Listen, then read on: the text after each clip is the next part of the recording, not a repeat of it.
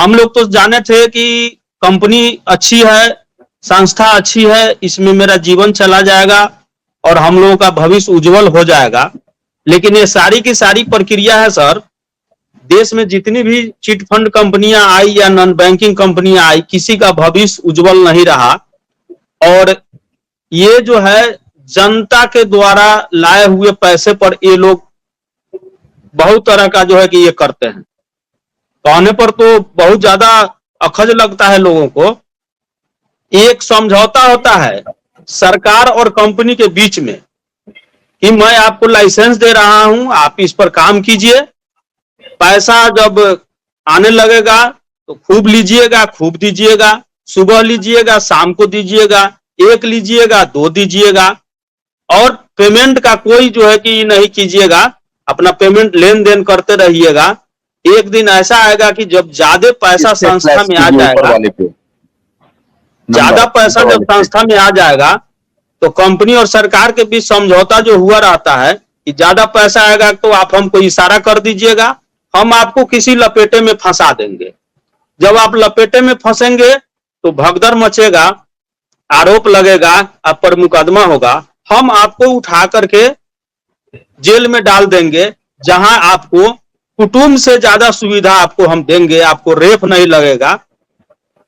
और इस प्रकरण में कोर्ट अपना काम करेगा, सरकार अपनी काम करेगी, कंपनी अपना बहाना बनाएगा, और इस प्रकरण में आधा लोग तबाह होकर के बैठ जाएंगे, कुछ लोगों का कागज सर गल जाएगा, कुछ लोग हार थाक करके बैठ जाएंगे, कुछ लोग ऊपर चले जाएंगे, और बाद में जो बचेगा हम लोग आपस में बैठकर बंदर बांट कर लेंगे। हमको तो यही लगता है सर, हमको अपना ये जो इतना दिन का अनुभव, हमको यही लगता है ये सारा प्रकरण सरकार सुप्रीम कोर्ट कंपनी, सरकार सुप्रीम कोर्ट कंपनी, इसी बीच उलझता है। दूसरी बात है, फाइनेंशियल के समय में आप रिजर्व बैंक की बात करते हो, रिजर्व बैंक, सेबी, ईडी और इनकम टैक्स वो साधारण एजेंसियां नहीं है। एक बार जो उसके गिरफ्त में आ जाता है इतना जल्दी मगरमच्छ से भी ज्यादा ताकतवर होता है वो। आप कहते हैं कि भुगतान किया, हुआ। आप ब्रांच के समय में देखे होंगे कि जितना व्यवसाय आ रहा है सर, जैसे 100 रुपया अगर व्यवसाय आ रहा है तो आपको 150 रुपया का जितना पेमेंट है, 100 रुपया पेमेंट करना है तो 150 रुपया फील्ड से जो है कि लाना है। और जब तक उतना रुपया नहीं आता था तब तक ये लोग ब्रांच को क्लोज नहीं करते थे। 30 तारीख का टाइम ये लोग ले जाते थे, आपको 5 तारीख, 7 तारीख, 10 तारीख, 12 तारीख तक क्लोजिंग होता था। जब तक 100 रुपया का 150 रुपया नहीं हो जाता है, इन लोगों का एक फॉर्मूला होता था कि जितना पेमेंट साइड है उससे 1.5 गुना जो है कि डिपॉजिट साइड होना चाहिए। तो ये फंडा था कि पैसा लाओ, पैसा आएगा तो भुगतान होगा, पैसा आएगा तो भुगतान होते जाएगा। पैसा का उपज ज्यादा हो रहा था, बिजनेस ज्यादा हो रहा था, इसलिए ये सब कुछ पता नहीं चल रहा। रही बात फाइनेंशियल की, फाइनेंशियल के समय में हम लोग अपने आंख से देखे हैं, बहुत सारे लोगों का भुगतान तो हो चुका था, चाहे वो इन्वेस्ट में हो या पेमेंट में हो, और चिट्ठी भी आया था 100 रुपया का, 500 रुपया का, 200 रुपया का, 2000 रुपया का, 5000 रुपया का जमाकर्ता के पास आता था। लोग जिनको मर्जी हुआ, किसी का कागज भुला गया है, कोई कहीं रख दिया है, कोई 100 रुपया लेने के लिए 100 रुपया का फोटो और आधार है वगैरह वगैरह लगाना आसपास से लोग छोड़ देते थे। लेकिन हम लोगों ने देखा अंत में कि ऑफिस के लोग, मेरे ब्रांच की कहानी है कि 5 लाख रुपया फाइनेंशियल में एक आदमी का था, और वो मैनेजर साहब जो है कि पेमेंट न करके उस फंड को तेला बेला कर दिए, जिसका नतीजा ब्रांच में ताला मार दिया गया। 2008 की बात बता रहे हैं। उसके बाद किसी तरह आनंद फानंद में ये लोग उसका पेमेंट किए। वो बहुत बड़ा आदमी था जमाकर्ता, आनंद फानंद में लोग पेमेंट किए। उस समय जो कागज बच गया सर, पासबुक, हम लोगों के आंख के सामने में जोन में बैठाकर डुप्लीकेट पासबुक आया था, और मुखिया जी वाला जो पहचान पत्र होता है उस पर फोटो साट करके मुखिया का मोहर और अपने से दस्तखत मार मार करके ऑफिस के सारे स्टाफ को जोन में बुलाकर महीनों महीनों जो है फाइनेंशियल के स्कीम को भी हाई में जो है कि भी हाई एक स्कीम है, उसमें जो है कि ट्रांसफर करके सारा कागज काट करके रख दिया गया ऑफिस में।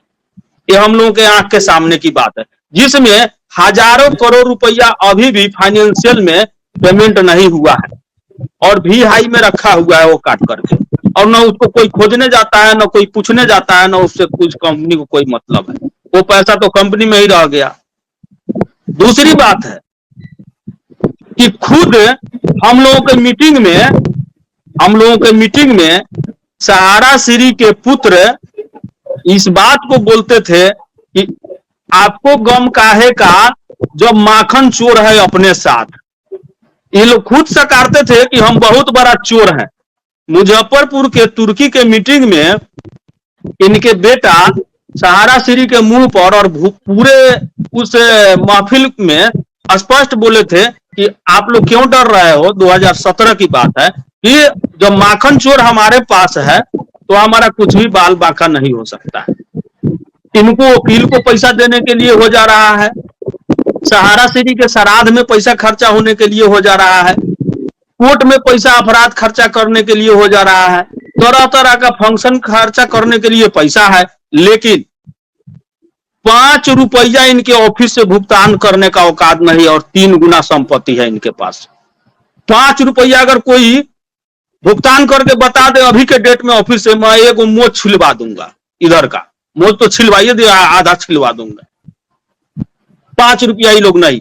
और शर्म होनी चाहिए कि इतने कर्जकर्ता मर गए, किसी को कोई सांत्वना पत्र, किसी को कुछ नहीं, कर्जकर्ता को घटिया समझा गया। यहां पर ऑफिस के बाबुओं का इतना धौस रहता था उस समय, आज ये लोग आकर के डिबेट में तरह तरह की बात करते हैं, इतना धौस रहता था कि कार्यकर्ता को धमकी दिया जाता था कि तुमको करवंजर करना है, तुमको इतना व्यवसाय लाना है, तुमको इस तरह करना है तो तुम्हारा नाम यहां से कैंसिल करके हटा दिया जाएगा।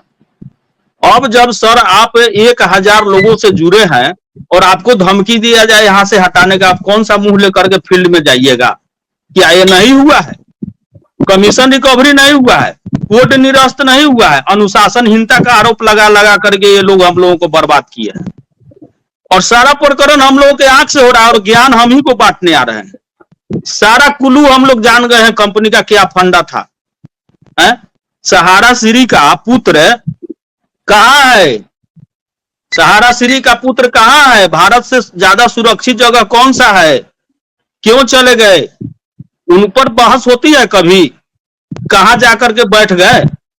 शादी में तो पूरा एकदम जो है कि एक से एक सेलिब्रिटीज को बुला करके और भोज खिला करके ये लोग सबको भूजा कचरी नमक मिठाई खिला के सारे लोगों को आजाद कर दिया है। वो जो सरकार में बैठा हुआ लोग है वो लोग भी हचर हचर के खाया है। इस लाज शर्म से इन लोगों पर कार्रवाई करने से कतराता है। कानून में जो है, जो वकील का 5 लाख रुपया फिक्स है उसका जो है कि 10 लाख रुपया दे दो।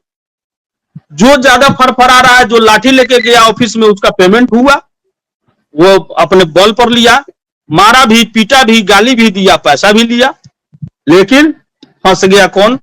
मध्यम वर्ग के गरीब निवेशक लोग जो आज भी दर दर की ठोकर खा रहे हैं। इलाज नहीं हो रहा है, कुष्ठ फूटेगा, कुष्ठ रोग होगा। जितना जनता धरातल पर तड़प रहा है, जो हम लोग जुड़े हुए हैं जमीनी स्तर से, और कार्यकर्ता जितना डर डर करके जी रहा है, सब के सब को लकवा।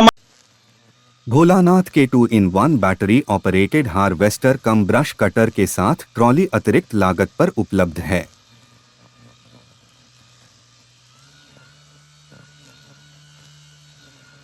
अधिक जानकारी के लिए कृपया दिए गए नंबर पर कॉल करें।